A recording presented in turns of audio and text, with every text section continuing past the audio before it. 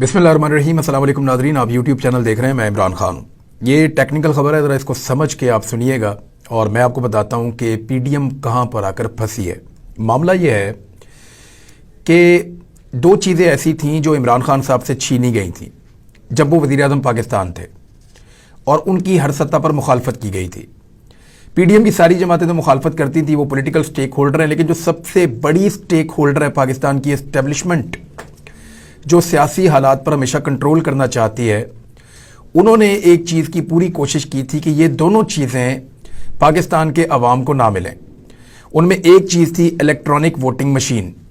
Electronic voting machine एक ऐसा voting का सिस्टम है जिसमें पाकिस्तान भर में कोई एक शख्स दूसरा वोट नहीं डाल सकता, जिसमें वोटों की गिनती के अंदर हेर फेर नहीं हो सकता, जिसमें बाहर से लाकर नए वोट शामिल नहीं किए जा सकते, जिसमें पहले से डब्बे नहीं भरे जा सकते और जिसमें बाद में धांधली का इम्कान नहीं होता और सबके पास वेरीफाइड रिजल्ट आ जाता है।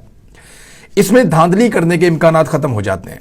एस्टेब्लिशमेंट अगर मुदाखलत करके चंद सीटों को यहां से वहां करना चाहे तो वो नहीं कर सकेगी। जो रवायती सियासी जमातें पुराने धांधली के तरीकों पर कारबंद हैं, वो धांधली के तरीके फेल हो जाते हैं इस मशीन के सामने।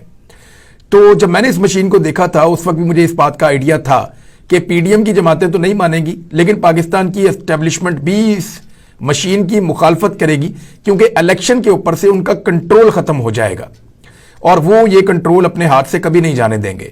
बेशुमार लोग जो हैं वो एस्टेब्लिशमेंट से सिर्फ इसलिए बनाकर रखते हैं कि उन्हें इस बात का आइडिया है कि इलेक्शन वाले दिन ये लोग कोई भी सरप्राइज दे सकते हैं।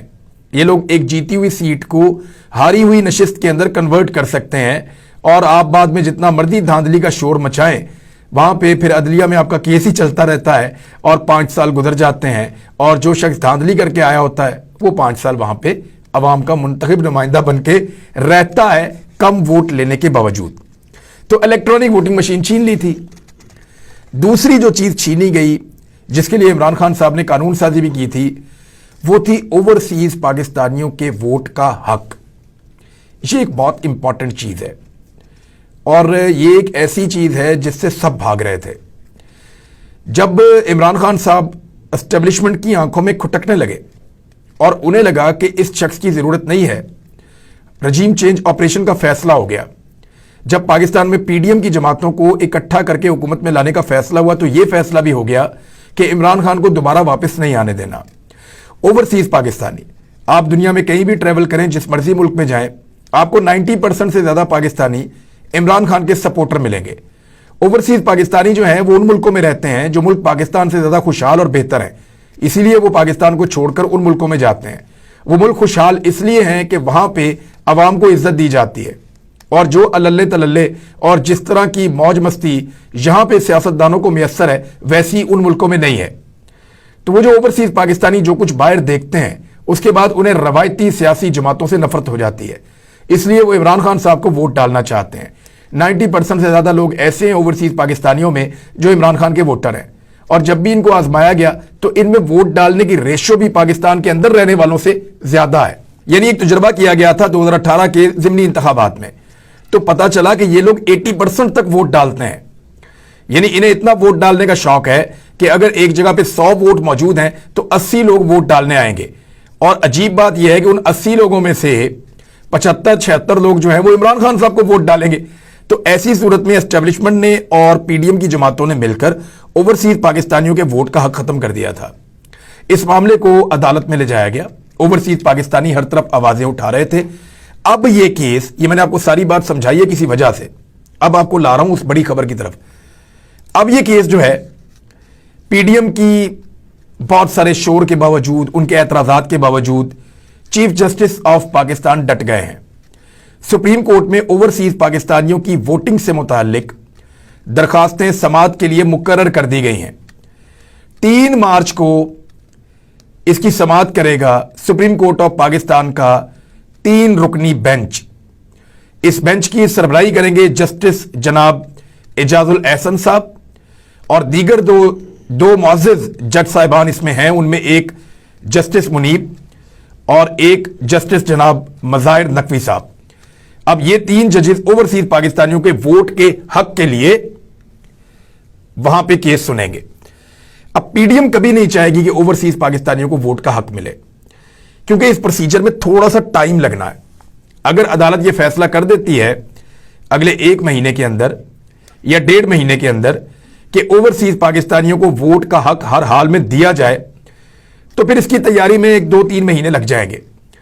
यानी 4-5 महीने के अंदर अंदर ओवरसीज पाकिस्तानियों के पास वोट डालने का हक आ जाएगा और उसका तरीकाकार भी तय हो जाएगा। पाकिस्तान के अंदर कौमी असेंबली के कम से कम 100 हल्के ऐसे हैं जहां पे ओवरसीज पाकिस्तानियों के वोट से फर्क पड़ता है, यानी वहां पे नशिस्त इधर से इधर जा सकती है।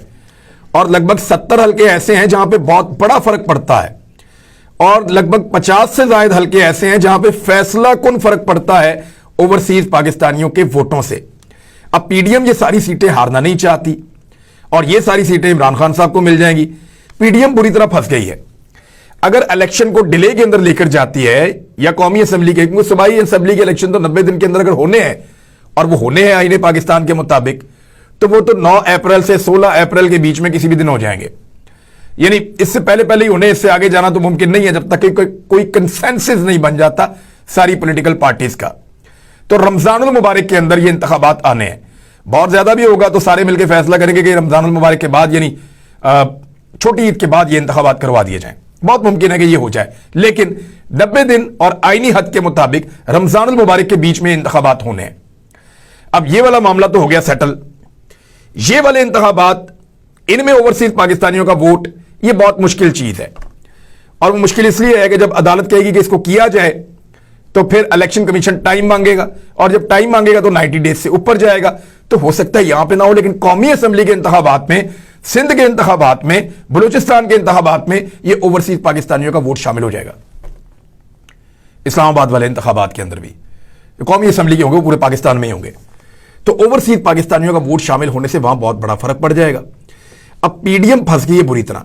जल्दी इंतखाबात करवाती है तो इलेक्शन हार जाते हैं। इकोनॉमी का बेड़ा गर्क कर दिया, कुछ पल्ले नहीं है।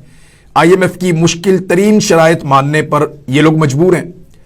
और अगर इलेक्शन को डिले करती है या दूर लेकर जाती है तो ओवरसीज पाकिस्तानी मुमकिना तौर पे वोट डालने के काबिल हो जाएंगे। अभी लगभग तंग आके 8.5 लाख पाकिस्तानी 8.5 लाख पाकिस्तानी इस 1 साल में पीडीएम की हुकूमत बनने के बाद से लेकर अब तक तंग आकर पाकिस्तान छोड़ चुके हैं। वो किसको वोट डालेंगे? इनको डालेंगे जिनकी वजह से मुल्क छोड़कर गए हैं। कोई 91 लाख पाकिस्तानी आज से 1.5-2 साल पहले तक थे पाकिस्तान से बाहर। ये 1 करोड़ लोग हैं। तो 1 करोड़ लोगों का मतलब है 1 करोड़ वोटर्स। एक बड़ी पॉलिटिकल पार्टी जो होती है ना, बहुत तगड़ी, वो 1 करोड़ वोट टोटल नहीं ले सकती। इमरान खान साहब की पार्टी ने बहुत वोट लिए थे, इससे ज्यादा लिए थे बहुत। पीएमएलएन ने भी इसके आसपास लिए थे, लेकिन पीपल्स पार्टी ने इतने वोट ही नहीं लिए थे।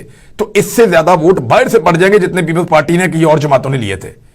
ये इतना बड़ा वोटर है वहां बाहर बैठा हुआ। और अगर 1 करोड़ में से वोट डालने के लिए 80 लाख आते हैं तो ये याद रखिएगा कि 70 लाख तो इमरान खान को पड़ जाएगा। तो वो वोट फैसला कुन होगा बहुत सारी सीटों के ऊपर और पीडीएम को शिकस्त हो जाएगी। ये वजह है कि अब वो बुरी तरह फंस गए हैं। और सुप्रीम कोर्ट ऑफ पाकिस्तान को अगर वो ये कहते हैं कि इंतखाबात ना करवाए जाएं और इंतखाबात बहुत आगे ले जाए जाए तो फिर ओवरसीज पाकिस्तानियों के वोट बर्दाश्त करने पड़ेंगे। और अगर जल्दी करवाते हैं, ओवरसीज पाकिस्तानियों से बचते हैं, तो फिर ये हो जाएगा। वैसे पता है ये सूरत हाल है, इसका कोई और भी हल निकल सकता है। देखें आने वाले वक्त में क्या होता है। लेकिन 2 बड़ी खबरें हैं, मैं आपको बता देता हूं। अभी चीजें थोड़ी तब्दील हो रही हैं और एस्टेब्लिशमेंट क्या सोच रही है, वहां पे क्या डिवाइड है, वो भी मैं आपको बताता हूं और पक्की खबर आपको दूंगा। अभी पीटीआई के 32 अरकान कौमी असेंबली को डी नोटिफाई करने का नोटिफिकेशन मुअत्तल कर दिया गया है। पाकिस्तान तहरीक इंसाफ के 32 अरकान कौमी असेंबली को डी नोटिफाई करने का नोटिफिकेशन मुअत्तल हो गया है। इनमें 27 नशिस्तों पर ज़िमनी इंतखाबात रोक दिए गए हैं। 5 नशिस्तें जो हैं वो खवातीन की थी, वो भी वापस आ गई हैं। तो वो खवातीन बहाल हो जाएंगी और ये 27 वापस आ जाएंगे। तो ऑटोमेटिकली जो अपोजिशन लीडर बनेंगे वो पाकिस्तान तहरीक इंसाफ के बनेंगे। देखना है कि कौन बनते हैं। बहरहाल कौमी असेंबली की 27 नशिस्तों पर ज़िमनी इंतखाबात रोक दिए गए हैं और 32 अरकान कौमी असेंबली को डी नोटिफाई करने का जो नोटिफिकेशन था इलेक्शन कमीशन ऑफ पाकिस्तान ने जो किया था स्पीकर के कहने के बाद, उसको मुअत्तल कर दिया गया है। तो अब फाइनली ये है कि पाकिस्तान तहरीक इंसाफ के अरकान असेंबली की पोजीशन बहाल हो गई है। और वो पोजीशन बहाल होने के बाद अब अपोजिशन लीडर उसूली तौर पे इमरान खान साहब का बनता है। तो बहुत मुमकिन है कि अदालत के अंदर जो केसेस चल रहे हैं, सुप्रीम कोर्ट ऑफ पाकिस्तान उनको कौमी असेंबली की तरफ